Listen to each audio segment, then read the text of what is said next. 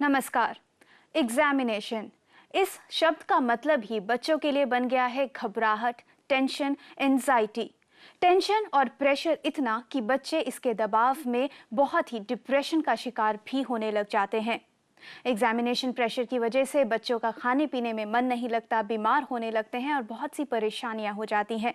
Exam जो बच्चों की एजुकेशन और उनके जीवन के बेहतरी के लिए होता है, इस एग्जामिनेशन का जो प्रेशर होता है वो कभी कभी उन पर इतना हावी हो जाता है कि बचपन में ही उन्हें तोड़ के रख देता है और वो आगे की जिंदगी में कभी खड़े भी नहीं हो पाते। प्रेशर इस हद तक एक बच्चे के जीवन पर प्रभाव डाल सकता है। आज जागो में हम यही जानने की कोशिश करेंगे कि क्यों बढ़ता जा रहा है एग्जामिनेशन प्रेशर और किस तरीके से आप अपने बच्चे के साथ डील करें एग्जामिनेशंस के दौरान, जिससे कि उनकी परफॉर्मेंस भी अच्छी हो। अगर आपके बच्चे भी एग्जाम्स दे रहे हैं और आप जानना चाहते हैं कि आपके बच्चे में अगर कोई बदलाव आ रहा है तो वो क्या कारण है, कहीं आप तो एग्जामिनेशन प्रेशर का कारण नहीं बनते जा रहे हैं, ये सब सवालों के जवाब जानने के लिए आप हमें कॉल कर सकते हैं 0120399111 पर। आप अपनी कोई परेशानी या सवाल हमें 560068 पर SMS भी कर सकते हैं। आपके सभी सवालों के जवाब देने के लिए स्टूडियो में हमारे साथ मौजूद हैं डॉक्टर रश्मि जोशी, जो कि एक साइकोलॉजिस्ट हैं। डॉक्टर रश्मि, आपका बहुत बहुत स्वागत है जागो में। और साथ ही हमारे साथ हैं मिसेस दयाल, जो कि नेहरू इंटरनेशनल स्कूल की प्रिंसिपल हैं। मिसेस दयाल, आपका भी बहुत बहुत स्वागत है जागो में।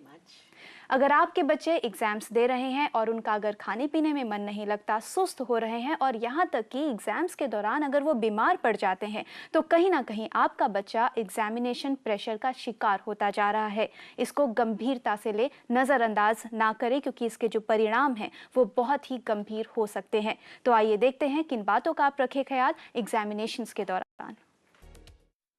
एग्जामिनेशन के दौरान आपके बच्चे पर स्ट्रेस ना हो, एग्जामिनेशन प्रेशर उन पर हावी ना हो, इसकी जिम्मेदारी कहीं ना कहीं पेरेंट्स पर है। आपको बहुत जिम्मेदारी के साथ बच्चों के साथ डील करना ज़रूरी है जब उनके एग्जाम्स चल रहे हो। फिलहाल हमारे साथ परी हैं बेंगलोर से। परी जी, पूछिए अपना सवाल। Very good afternoon ma'am. Good afternoon. मेरा क्वेश्चन आपसे ये कि अभी मैं 12th स्टैंडर्ड में पढ़ रही हूँ, अभी मेरा एग्जाम चल रहा है और मुझे लगता है कि मैं इतनी डिप्रेशन में आ गई हूँ कि मैं सपने में भी देखती हूँ कि एग्ज़ाम चल रहा है ये वो, और उसमें बहुत अजीब अजीब चीज़ें देखती हूँ। अगर मॉर्निंग में कुछ पढ़ाई कर रही हूँ तो शाम तक भूल जाती हूँ। और मेरे पेरेंट्स जो हैं मुझ पर इतना प्रेशर डाल दिए, कहते हैं कि अगर तुम्हारा अच्छा नंबर आएगा तभी तुम मतलब मेडिकल में एडमिशन होगा तुम्हारा, जी डोनेशन नहीं देंगे ये वो। बहुत परेशान हो गई हूँ मैम। जी परी जी, ये कॉमन सिम्टम्स हैं और कॉमन परेशानियां आ जाती हैं एग्जामिनेशन के दौरान। डॉक्टर जोशी, कैसे इनका समाधान निकले?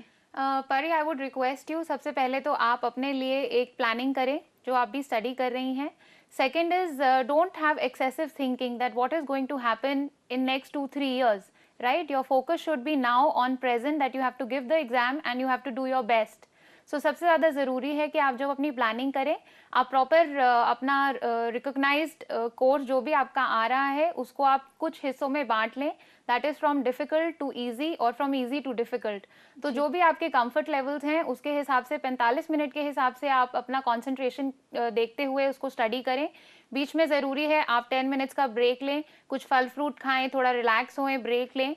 और जो पेरेंट्स आपसे इतना एक्सपेक्टेशन रख रहे हैं उनको थोड़ा पैसिफाई करें, उनके इमोशंस को थोड़ा पैसिफाई करें और उनको कहें कि I am studying, I am going to do my best and relax, I am going to come up with good numbers. जी, इन्होंने जैसे कि ये भी कहा कि रात में बच्चा पढ़ता है और सुबह तक भूल जाते हैं, तो ऐसा क्यों होता है? जो पढ़ाई है वो याद रहे बच्चों को, इसके लिए उन्हें क्या करना चाहिए? देखिए, बच्चे अक्सर जो गलत प्लानिंग करते हैं कि पूरी रात पढ़ते हैं।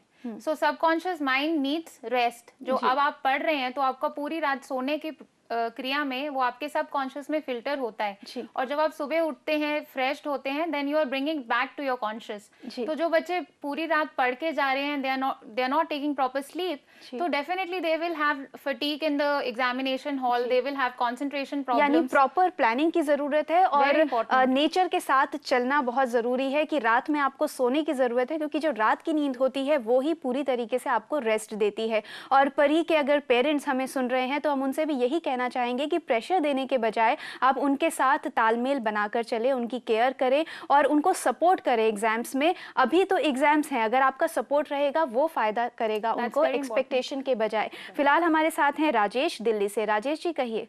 Good evening ma'am. जी गुड इवनिंग। बेसिकली मैम मेरा बेटा 10th क्लास के एग्जाम इस साल अटेम्प्ट कर रहा है। जी।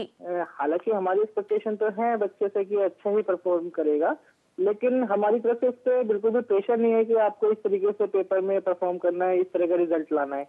इसके बावजूद वो जो मेरा बेटा है अंकित, वो काफी नर्वस है एग्जाम अटेम्प्ट करके, जब आता है तो काफी नर्वस फील करता है। उसको ये उम्मीद है कि कहीं मैं अपने फ्रेंड सर्कल में तो पीछे नहीं रह जाऊंगा। और मेरी वाइफ भी कभी कभी उस पर प्रेशराइज करती है कि हाँ भाई आप बिल्कुल भी फ्री कूल होकर, फ्री माइंड होकर एग्जाम में जाइए और पेपर दीजिए, लेकिन फिर भी वो काफी नर्वस फील करता है। इस वजह से उसको रात में नींद भी नहीं आती। तो हम किस तरह से उसमें मॉरल सपोर्ट कर सकते हैं उसको, ताकि उसको नर्वस फील ना हो और वो बिना टेंशन के एग्जाम को अटेम्प्ट करता रहे। जी राजेश जी, ये बहुत अच्छी बात है कि आपका सपोर्ट है अपने बच्चे के साथ, लेकिन कहीं ना कहीं डॉक्टर जोशी बच्चे में कॉन्फिडेंस नहीं बिल्डअप हो पा रहा है, तो वो कॉन्फिडेंस कैसे बने? देखिए, सबसे पहले जो एंजाइटी प्रोवोकिंग सिचुएशन है, इन्होंने खुद अपने मन में बना ली है कि मेरा फ्रेंड कैसे करेगा। There is a comparison that is taking place. तो आप उनको ये रियलाइज कराइए कि उनकी जो पोटेंशियलिटी है वो जितना बेहतर कर सकते हैं उस पर निर्भर रहें, ना कि मेरा साथ वाला कैसे कर रहा है। There is a competition, and healthy competition leads to a good atmosphere, but unnecessarily worry will not take him anywhere. जो anxiety provoking thoughts आ रहे हैं उनको थोड़ा breathing exercises करवाइए, उनके लिए प्रॉपर खान पीन का ध्यान रखें। फॉर अ वाइल स्टडी के दौरान उनको थोड़ा फ्रेंड्स के साथ बाहर जाने दीजिए, तो in between breaks will help him a lot. And बार बार उनको यही कहिए कि आप अपना सेल्फ कॉन्फिडेंस ऊंचा रखें और अपने मन में ये सोचिए कि जो भी मैं एग्जाम देने जा रहा हूँ, I am going to bring it a success, not a failure. जी, सिर्फ सपोर्ट के ही जरूरी नहीं है, उसके साथ साथ उनको एक इंस्पिरेशन भी बनना है। और कि अगर बच्चों का प्रेशर देखा जाए तो कि कब पेरेंट्स को पता चले कि बच्चों पर एग्जामिनेशन प्रेशर हावी हो रहा है, कौन से वो सिम्टम्स हैं जो एक अलार्मिंग सिम्टम्स हैं जहाँ पे पेरेंट्स को लगना चाहिए कि नहीं, अब बदलाव लाने की ज़रूरत है? देखिए, सबसे पहले जो ज़रूरी है वो ये देखना कि अपसेट स्टमक, रात को नींद ना आना, एक्सेसिव और no eating, that could be one. Concentration abilities lose करना, बार बार वॉशरूम जाना, कोशिश करना सोने के लिए पर नींद ना आना, ये कुछ बहुत मेजर सिम्टम्स हैं जो पकड़ में आते हैं। और बार बार लो कॉन्फिडेंस दिखाना, मतलब अगर आप एग्जाम के बारे में पूछते हैं तो उसके बारे में कोई जवाब ना देना, that is another symptom that students show. So it is very important कि बच्चा जब ये सब चीज़ें दिखाए तो उसको समझाएं कि आपको इस तरीके का एग्जाम फेयर या एंजाइटी है, पर ये मैनेजेबल है अगर आप रिलैक्स होके बाकायदा प्रॉपर प्लानिंग के साथ चलेंगे। आप अपने पूरे 24 आवर्स को सही तरीके से बांट के चलिए। आपने मॉर्निंग में क्या स्टडी करना है, आपका सेकेंड हाफ में शिफ्ट आपका क्या स्टडी करना है, आपका थर्ड हाफ का शिफ्ट जो है क्या स्टडी करना है, वो आप चलिए। तो I think you will be able to manage stress, exam stress very easily. जी, प्रॉपर प्लानिंग के साथ। और साथ ही पेरेंट्स अपने बच्चों की सेहत का ज़रूर ख्याल रखें, उनको अच्छे से पानी पूरा दे कि वो टाइमली पानी पिए और उनके अंदर कोई भी लिक्विड चीज़ की कोई कमी नहीं होनी चाहिए। उनको प्रॉपर डाइट दे, हेल्दी डाइट दें। बच्चे का मन नहीं करेगा खाने का, लेकिन आपको बहुत ही कोशिश करके बच्चों को बहुत ही अच्छी डाइट देनी है। उससे बहुत फ़र्क पड़ता है कि बच्चे मेंटली अच्छा फील भी करें और अच्छे से वो कॉन्सेंट्रेट भी कर पाए। फिलहाल हमारे साथ My son is of 11 years. He is bright, intelligent. But उसकी एक डिज़ायर नहीं होती है पढ़ने के लिए, मतलब ऑलवेज मुझे उसे पुशअप करना पड़ता है। और अगर वो करे तो ही कैन डू, बट उसे एक विलिंगनेस जो होती है ना, वो नहीं है मैम। तो मैं मतलब अब जैसे मैं अगर खुद पढ़ाऊंगी देन इट्स ओके, वो पढ़ रहा है, बट वो भी प्रेशर में। कभी फिर मैं गुस्सा भी हो जाती हूँ कि नहीं पढ़ता। जी, बट मेन है कि मतलब उसकी अराइज जो डिजायर अराउज है वो कैसे होगी, या what should I do, what should the changes I should bring. जी प्रीति जी, बिल्कुल हम ये जानने की कोशिश करेंगे कि किस तरीके से आप अपने बच्चे के साथ डील करें कि उसका खुद का मन करे पढ़ने का, लेकिन ये हम जानेंगे एक छोटे से ब्रेक के बाद।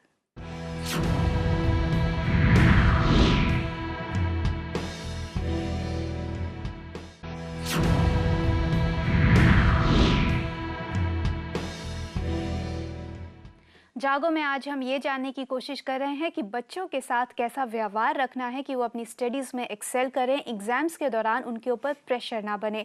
ब्रेक पर जाने से पहले हमने बात की प्रीति जी से, जिनका सवाल था कि उनका बच्चा इंटेलिजेंट बहुत है, लेकिन पढ़ते वक्त उनको साथ में होती हैं जब वो तभी पढ़ पाते हैं, वरना नहीं पढ़ते हैं। देखिए, यहाँ समझना ज़रूरी है कि इनका कुछ लर्निंग स्टाइल है and that habit formation is there.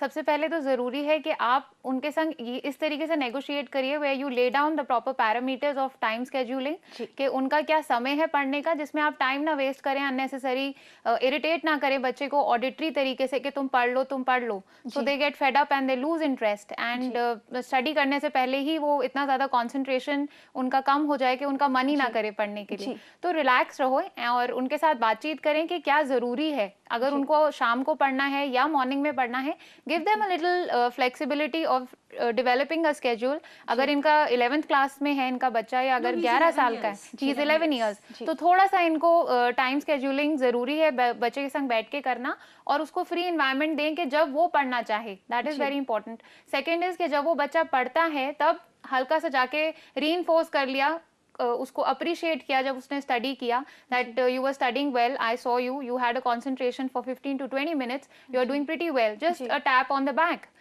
और अ वर्बल अप्रिसिएशन। तो बच्चे को भी एहसास रहता है कि पेरेंट्स उनके साथ हैं, और साथ ही मोटिवेशन तो बहुत मायने रखती है। यहाँ पर मिसेस दयाल, जैसे कि डॉक्टर जोशी ने बोला कि एक एनवायरनमेंट क्रिएट करना भी बहुत ज़रूरी होता है, और बच्चे को बताना कि ये आपका टाइम है पढ़ने का, तो ये कितना इम्पोर्टेंट होता है, और पेरेंट्स का उस वक्त सहयोग कितना इम्पोर्टेंट होता है। काजल, जब पेरेंट्स का सहयोग पूरा मिल जाता है तो बच्चे का कंसंट्रेशन कहीं और जाता ही नहीं है। बेसिकली आई ऑलवेज से बच्चा कहीं गलत नहीं हो सकता, हम बड़े हैं, वेदर इट्स पेरेंट्स और teachers, who make the child go wrong. Actually जब इन्होंने एनवायरनमेंट की बात की है, हम बहुत बारी क्वालिटी टाइम की बात करते हैं। Actually that environment and quality time is for the mother और the parent to give time to the child. हम यहाँ पे ये एक्सपेक्ट करते हैं कि मैंने बच्चे को काम दे दिया और वो बैठ के उस काम को पूरा कर लेगा। उसके साथ ज़रूरत है कि अगर हम बच्चे के साथ बैठे, बच्चा अपना काम कर रहा है, पेरेंट बैठ के अपनी बुक पढ़ सकते हैं, इंटरेस्ट बना रहता है उससे बच्चे का, और उसको एक पूरा माहौल लगता है कि ये स्टडी का माहौल है। और साथ ही पेरेंट्स को बच्चों को समझने की भी बहुत ज़रूरत होती है। जैसे कि डॉक्टर जोशी ने बोला कि बच्चों की प्रेफरेंसेस भी जानने की कोशिश करिए कि उसको कब पढ़ने का मन करता है, कैसे माहौल में पढ़ने का मन करता है। जब आप उनकी प्रेफरेंसेस जानेंगे, उनको इम्पोर्टेंस देंगे कि आपकी पढ़ाई है और आप बहुत इंपॉर्टेंट है, ये होमवर्क है, ये एक टाइम है, तो बच्चों को भी अच्छा लगेगा, वो भी बहुत अटैच्ड फील करेंगे। यहाँ पर एक और परेशानी होती है जो एग्जामिनेशन का सबसे बड़ा डर होता है, रिपोर्ट कार्ड। हर पेरेंट्स को लगता है कि मार्क्स अच्छे हैं तभी मेरा बच्चा ब्रिलियंट है, वरना मेरा बच्चा नालायक है, ऐसे शब्द इस्तेमाल किए जाते हैं रिपोर्ट कार्ड को देखकर। तो ये स्कूल्स में आपको लगता है कि रिपोर्ट कार्ड बहुत ज़्यादा परेशान भी कर सकती है बच्चे को? नहीं काजल, अभी जो नया सिस्टम सीबीएसई ने इंट्रोड्यूस किया है, that is in the middle school right from class 6 to class 10th, it is called continuous comprehensive evaluation. और उसके अंडर हमें सिर्फ बच्चे की एकेडमिक परफॉर्मेंस ही जज नहीं करनी है, बच्चे की overall performance. It is in cocurricular activities also. As I told you, there are many presentations, there are many parameters on which we are judging the child. So वो बच्चे को बहुत opportunities मिल जाती हैं कि उसका जो भी interest है, उस interest के accordingly अगर वो बच्चा अच्छा perform कर रहा है, तो report card में उसके grades वो ऊपर जा सकते हैं, and report card does matter. जी, और वो report card इस तरीके से balanced हो जाती है कि बच्चे की academic जो qualifications है, उसके साथ साथ उसकी extra curricular activities में भी अगर वो अच्छा है बच्चा, तो उसमें भी score कर सकता है। तो बच्चों को सिर्फ एग्जाम्स के लिए, पढ़ाई के लिए, उसी अंकों को बढ़ाने के लिए मत प्रेशर करते रहिए। आप बच्चों की दूसरी क्वालिटीज देखिए जिसमें वो एक्सेल शायद कर सकता है। फिलहाल मुंबई से हमारे साथ हमारी कॉलर जुड़ी है, बताइए। हेलो जी, चार्ली जी, 13 साल की लड़की है जी। तो उसको वो पढ़ाई करती है लेकिन बाद में भूल जाती है। जब पढ़ती है पूछो तो सब उसको याद आता है, लेकिन बाद में जब खास करके एग्जाम के टाइम पे वो पेपर जब सामने आता है तो वो कंफ्यूज हो जाती है। जी, ये वही एक कॉमन सवाल कि एग्जाम में जब हम याद करते हैं बाद में भूल जाते हैं, और एग्जाम देते वक्त बच्चे को याद नहीं आता, तो वो कंसंट्रेशन कैसे बिल्डअप की जाए? देखिए, सबसे ज़्यादा ज़रूरी है जहाँ पर इस बच्ची का ध्यान रखना कि at the time of study ये आसपास कितनी किताबें लेके पढ़ रही है। शी नीड्स टू स्टडी जो एग्जाम के लिए तैयारी करनी है, rather than building on other exam papers. Second, that is most important, is कि बच्चे को दिखाएं इमेज उसके मन में बनाएं। देखिए बच्चों के संग काम करना इसलिए आसान होता है, they can build up a lot of images, they are very good in imagination. तो माँ को ये कोशिश करनी चाहिए सोने से पहले सब कॉन्शियस में डालें कि बेटा आप next day you are sitting for a paper, imagine your self that you are preparing for your exam, और आप एग्जाम के कुछ टाइम जाने से पहले say a word relaxation to your mind and say that I am going to do my best and I am going to leave the rest. जी, उसके साथ ही जैसा कि आपने पहले बोला कि हर बच्चे का एक लर्निंग पैटर्न होता है। अगर आपको लगता है कि आपका बच्चा वैसे ब्राइट है लेकिन लर्न नहीं कर पाता, तो आप किसी चाइल्ड स्पेशलिस्ट से भी मिल सकती हैं। शायद आप 1-2 सेशन के बाद समझ पाएं कि आपका बच्चा किस तरीके से लर्न करने के बाद याद रख सकता है। ये एक हेल्दी एक्सरसाइज है, अगर आप चाहें तो आप ये भी कर सकती हैं। तो डॉक्टर जोशी, आपका बहुत बहुत धन्यवाद जागो में आने के लिए। मिसेस दयाल, आपका भी बहुत बहुत धन्यवाद। तो एग्जाम